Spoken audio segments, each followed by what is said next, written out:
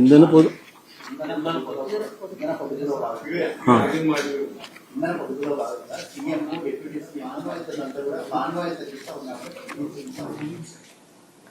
కూడా ఇవ్వలేమంటున్నారు కదా. అంటే ప్రస్తుతం మంత్రులే సైకిల్ మీద తిరుగుతున్నారు, రాష్ట్రంలో పథకాలు అమలు అనేది జరగకపోవచ్చు అని చెప్పి కూడాను పరోక్షంగా చెప్తున్నారు అని ఈయన చెప్తా ఉన్నాడు. మన చెవులో పూలు పెడతా ఉన్నాడు. ఈయన చెప్పిన మాట కనీసం ఈయన కొడుకు ఇండు, ఈయన దత్తపుత్రుడు ఇండు. ఎవరింటా ఉన్నాడు చెప్పు? ఒక్కొక్కరికి ఒక్కొక్క ప్రైవేట్ చాపరు, ఒక్కొక్కరికి ఒక్కొక్క ప్రైవేట్ విమానం. ఈరోజు నీకు అక్కడ ఎయిర్పోర్ట్లోకి పోతే 3 విమానాలు కనిపిస్తాయి, 3 చాపర్లు కనిపిస్తాయి. ఈ ఎయిర్పోర్ట్లో కానీ హైదరాబాద్ ఎయిర్పోర్ట్లో కానీ. వీళ్ళు ఎక్కడుంటే అక్కడ ఒక్కొక్కరికి 2. వీళ్ళు మిగతా విషయాలన్నీ వీళ్ళు ఇట్లన్నీ కథలన్నీ మనకు సోది చెప్తారు. ఆ సోది అంతా మనం వినమని చెప్పి మన చెవిలో పూలు పెడతారు. సార్, మీ దగ్గరే ఒక సీనియర్ జర్నలిస్ట్ ఉన్నారు, మీ పార్టీ జనరల్ సెక్రటరీ, ఆయన అరెస్ట్ చేశారు. అంటే ఇలాంటివి అడ్డుకోలేకపోతున్నారు సార్? అంటే అడ్డుకోలేమా సార్?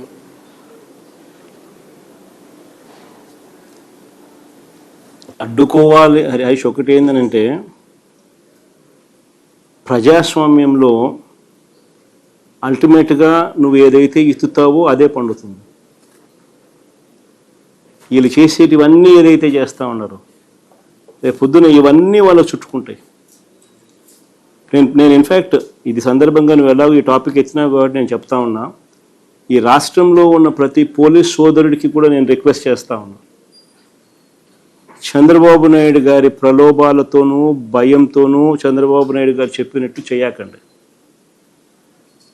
ఎందుకంటే రేపు పొద్దున వీటి అన్నిటి మీద ఎంక్వైరీలు జరుగుతాయి. ఎవరెవరు తప్పులు చేసినారు ఆ తప్పులన్నిటి మీద ఎంక్వైరీ జరుగుతుంది.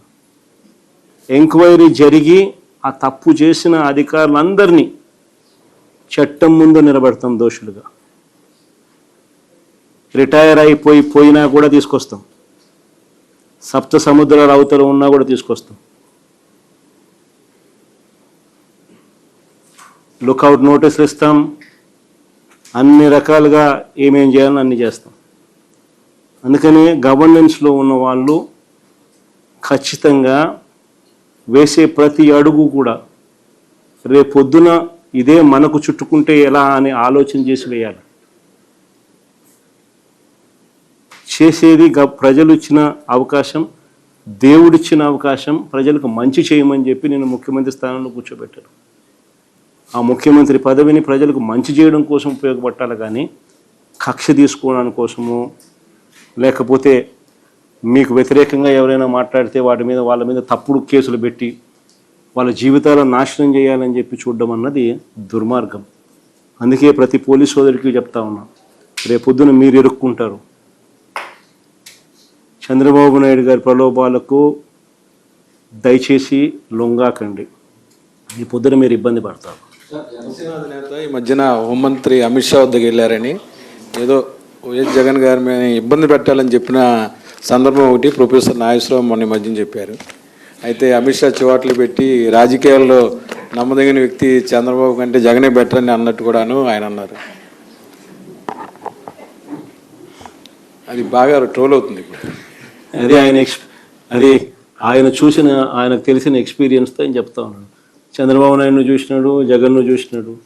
ఇప్పుడు చంద్రబాబు నాయుడు గారి పాలన చూస్తూ ఉన్నాడు, జగన్ చేసిన పాలనను చూసాడు. ఆయనే కాదు, ప్రజలంతా కూడా చూసినారు. కాబట్టి ఎవరి నోట్లో అయినా కూడా, ఎవరి నోట్లో నుంచి వచ్చినా ఇవే మాటలే వస్తాయి.